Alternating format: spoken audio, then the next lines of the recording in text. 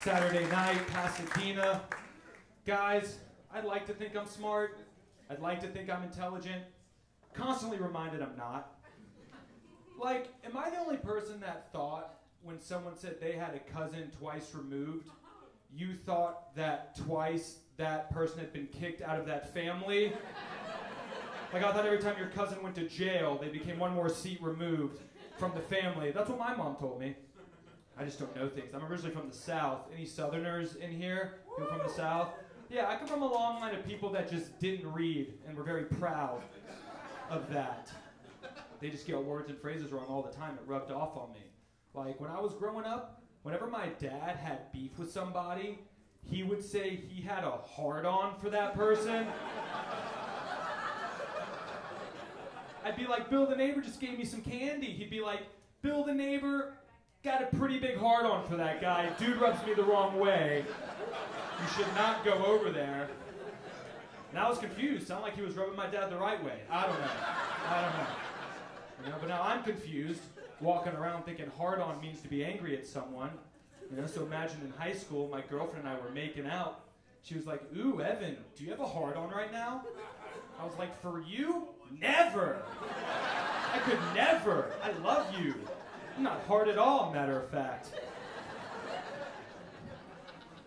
I do have a hard-on for your mom, though, if we want to go there. I mean, that 7 p.m. curfew is early. I'm busting at the seams. I get words and phrases wrong all the time. I have a girlfriend now, and I love her. But she's an editor, like a very fancy magazine. So words matter. Words matter, Evan. She always calls me out when I get words and phrases wrong, and I hate that. Like the other night, she called me out for using the word ostentatious to describe somebody from Austin, Texas. Because I'm an idiot. I thought it was Ostentejas. I thought it was Spanish. Come to find out, I've been offending Texans for years. I'm Jewish. Any Jews in the crowd tonight? All right, rule number 1, never out yourself, guys. That was a test, and we all failed. Kanye West is Jesus now. We should all be afraid. The Kanye Crusades are coming. They are. I'm a Jew from the South, which is interesting, you know, because we just lack culture down there. You know what I mean? Like, we like professional wrestling and country music. You know, we're like Jew-billies, basically, you know? My rabbi's Instagram handle, the Redneck Rabbi, okay? It's very... Went to a bull riding contest with him once. It's funny when you get words and phrases wrong, though, as a Jew from the South. You know, you just look silly. Like at my bar mitzvah, I was giving my bar mitzvah speech where I was thanking all my friends and family for coming out.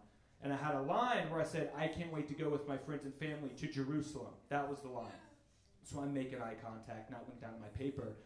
And I forgot whether I had written the word Jerusalem or Israel down. And I ended up panicking mid-word. And I ended up saying, I can't wait to go with my friends and family to Jizreal. I said Jizreal at Temple. And because I panicked mid-word, it came out like Israel. Like I was already there. It's just funny being a Jew from the South, you know? Just to show you how we lack culture. My Uncle Charlie saw me at my bar mitzvah party feeling down about this. And he came up to me and he was like, don't worry, Evan. One of these ladies will take you to Jizreal tonight. Like, whoa, Uncle Charlie, I am 13. And most of these girls are 12. Let's hope not. My Uncle Charlie's really funny. He's always coming up with crazy ideas. And it's always well-intentioned, always backfires, right? So a couple years ago, my Uncle Charlie decided to start cooking in his kitchen. He started making fried chicken skins, because he used to love fried pork skins. Found God, can't have those anymore. So he started making fried chicken skins in his kitchen, and he was like, Evan, these are so good, I want to sell them, and I want to give all the money to our synagogue. So what he did was he started packaging up these fried chicken skins. He made a brand, made t-shirts, made a logo, and this is what my Uncle Charlie created. He created the chosen brand of chicken skins. This was the logo. This is the branding. The slogan, 4 skins per pack. It says 4 skins per pack. Uncle Charlie wanted to do something nice for our synagogue. Now he is my uncle once removed. We cannot have this in my family. So I know people love free t-shirts. You want a free Chosen Brand t-shirt? There you go. Enjoy that. Enjoy that. Just be careful where you wear that. You know? Be careful. It's interesting, though, being a Jew from the South. You know, people out here ask me all the time. They're like, Evan, did you deal with any anti-Semitism down in the South? Did you deal with racism? And it's like, yeah, a little bit, Like, have you guys ever been to, like, an Einstein's Bagels in Florida? Like, I once went there, and I overheard the guy in front of me say, "They better not Jew me on the onions." And I wasn't even mad. I was thinking the same thing. I'm like, y'all have a reputation here. I will go to Yelp. Don't you Jew a Jew on the onions. It's funny. Everyone wants to talk about anti-Semitism, and everyone wants to blame Donald Trump like he created it. Gives him a lot of credit, Anti-Semitism, it's always been here. It's always been around. I remember even a couple years ago, I went to go text one of my friends Happy Holidays. My phone autocorrected to Happy Holocaust. Yeah, imagine my shock. Who is typing that? Not only that, I thought autocorrect had my back, so I hit send too soon. Imagine their shock. Donald Trump is not the problem, guys. I am. I think we found the problem, and it is me right here. We're drinking tonight, having a good time. Yeah. Yeah, I'm a big fan of drinking. Anyone in here ever gotten a DUI? All right, rule number 1, never out yourself. We're learning, guys. We're learning. It's a process. The breathalyzer, it'll get you every time. It's always out to get you. They're up to no good, Like, I think we all process alcohol differently, depending on how much we weigh, just what our tolerance level is. I think we need a more hands-on thing to determine whether or not you're drunk. Which is why I think instead of a cop breathalyzing you, if he suspects you of a DUI, he makes you get to round 3 on the bop it. I say we bring every single bop it in existence out of retirement. Let's pop in some batteries. Let's make that shit more fun. You know what I mean? Imagine calling your friend, "Yo, Brian, dude, I need you to bail me out of jail. I just got a DUI." "What? Did he breathalyze you?" "Nah. I twisted when I should have pulled, and now my life is over." Guys, I'm not saying that I've ever gotten a DUI, but what I will say is that I do have a license twice removed. So listen, guys, just take it from me. I know what I'm talking about. I know what I'm talking about. Drinking will get you into trouble. Oh my gosh. I just got in some trouble. Have any of you guys ever pissed off your entire neighborhood? I'm not just talking about your neighbors or your building, roommates. I'm talking about your entire neighborhood. Follow me. Follow me. About a month ago, I had a work trip, And this was one of those someone else paid for the flight at 6, land at 9, event at 11, back at the airport at 3, home for America's Got Talent, right? No room for error. Someone else paid for this flight. And I got drunk that night before, and I was like, gosh, I got to make sure that I'm up in time. There's no room for error. So I set my alarm. I'm up at 3. I feel good. I'm in a good place right now. But I don't know about you guys. Flight protocol for me is doesn't matter what time my flight is. Doesn't matter the context. I will hit the bong before going to the airport. That is just flight protocol for me. To each his own. So I get high. It's 3:30. I'm in good position. I'm going to get to this airport. Call the Uber. He's 4 minutes away. I'm like, you know what? Let me meet him downstairs. So I go to exit my apartment, and what I did was I tried to open the door and unlock it at the same time. Could not open the door. So I'm trying to open up this door. It will not, I'm how high am I? Did I forget how doors work? What is happening? Cannot open up this door. I jammed the lock. So I'm oh no. No room for error. The Uber's calling me, "Sir, I'm downstairs." I'm "Sir, this is weird. I'm trapped in my apartment." He was "Sir, are you okay? Is it an emergency?" I was well, I don't know. Maybe. I don't know. There's something happening on the other side of the door. It's a gray area at the moment. But I'm in an apartment building, right? I'm on the 2nd floor that overlooks the street. I see him. So I was like, sir, I see you. Can I throw you my keys down? I buzz you in? Can you come up, try and bust me out of my apartment? Somehow this guy agrees, 3:45 a.m. There are saints among us, right? Throw my keys down. Guy comes in. I hear him scratching outside my door, clawing, trying to bang. He cannot get the door open.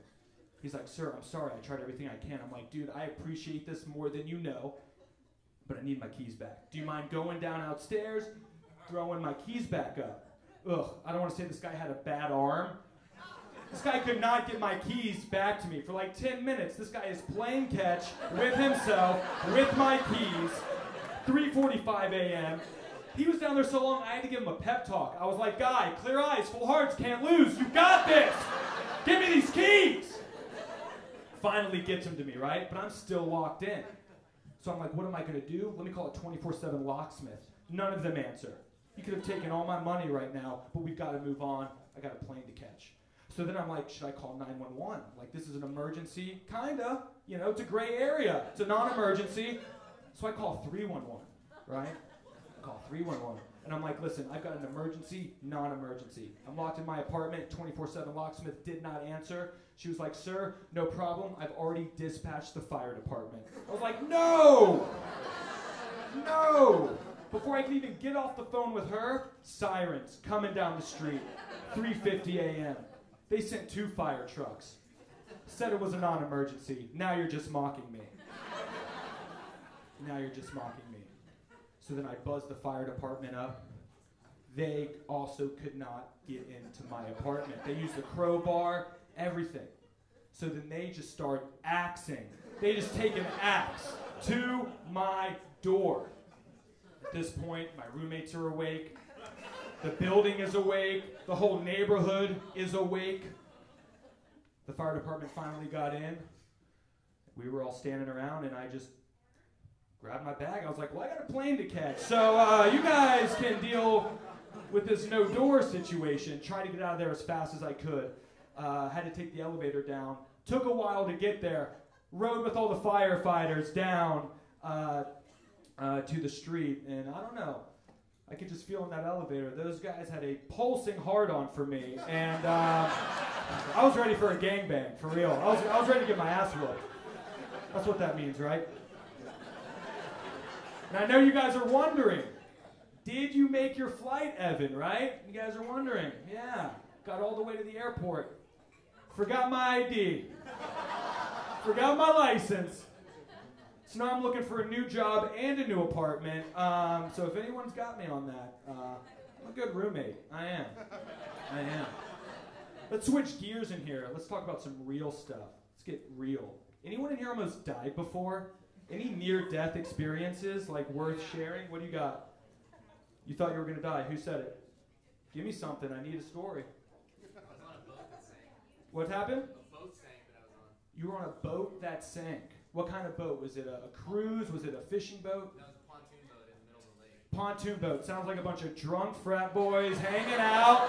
Keg was too heavy. Did you guys deserve it? Yeah, we hitched a ride from someone that the boat wasn't seaworthy. And you thought you were going to die. I thought I was a good swimmer. All right. That was kind of a bitch-ass story, but you know what I mean? That happens. Death effect. I'm just joking. I appreciate you sharing. I'm sure it was terrifying. I had a near-death experience when I was 17. Mine happened to me when I was 17. And typically when you have a near-death experience, you think about your life. And you always are like, I'm going to change everything. I'm going to call my mom more. I'm going to start washing my hands when I use the bathroom. I mean, you start like, I'm going to change my life. You know? But when you're 17, your only metric of like, what am I doing right and wrong is like, have I had sex yet? You know? And I hadn't. So life had been a failure for me at that point. That's what would have needed to change. But I was in a car accident, 17 years old. We were on the highway going 80 miles an hour. I was sitting in the middle of the back seat, not wearing a seatbelt. Car hits our back bumper, sends us parallel to the road, and then my car just starts flipping down the highway about 6 times. Now it's getting tossed around. It's crazy if this ever happens to you. What might only be about 15 or 20 seconds feels like a full minute time stands still, and you have time to really think about your life and what you've accomplished and what you haven't. But all I could think about in that moment was my mom, having to clean out my drawers and finding all the weed and Xanax and scales and wads of cash and being like, you know what? It's better off that he's dead because we cannot have a drug dealer in this family. That joke hits everyone differently. Everyone differently. Car flipped down the highway 6 times. I wasn't wearing a seatbelt. Car landed upside down, basically on top of my hand. My hand made it outside of the car. My hand was pinned between the roof of the car and the asphalt. Very, very gnarly injury. And they rushed me to the hospital. And the first thing that they did when I got there was they gave me a catheter. Now, if you're not familiar with a catheter, that's where they take a tube and they stick it in your penis hole. Basically, that's the day I lost my virginity. It happened that day. I was bummed that morning. It happened that night. All my friends want to talk about when they lost their virginity. Well, I've got a story about a 43-year-old nurse named Juanita, okay? I have not peed straight since that day. If I use your bathroom, check the wall. I've got a rogue stream. It's like, where are you going? I'm out here like, fellas, you know about the rogue streams. I don't got to tell you. Yeah, he knows. Where are you going? And I saw the different catheter sizes they could have chosen. You know, there were 3. They definitely gave me the one for the well-endowed. And I don't know, maybe they saw potential. I do not think I was ready for that by any means. By any means. My car accident happened to me on Halloween Day, 2008, Halloween Day. And I am grateful to be alive. But even more than that, I'm grateful that I was not wearing my intended Halloween costume when this whole thing went down. Nothing like going through the most traumatic experience of your life, dressed like The Undertaker from WWE. The dead man, not American Badass. Would have been silly. That's for the wrestling fan in the crowd. There's always one.